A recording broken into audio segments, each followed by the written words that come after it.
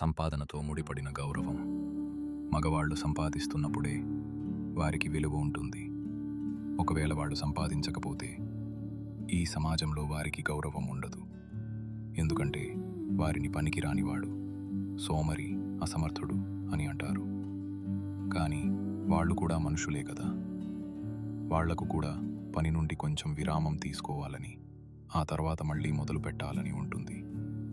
మరి వాళ్ళు విరామం తీసుకుంటే తిరిగి సంపాదించడం మొదలు పెట్టకముందే ఈ సమాజంలో ఎందుకు అవమానం ఎదుర్కోవాలి? వాళ్ళ మనసులో ఏం జరుగుతోంది? వాళ్ళు కష్టాల్లో ఉన్నారా? బాధగా ఉన్నారా? ఏదైనా విషయం గురించి ఆందోళన పడుతున్నారా? ఎవరికీ పట్టదు. సమాజం మిమ్మల్ని అంగీకరించదు, అక్సెప్ట్ చేయదు. ఇది చాలా చాలా బాధాకరం.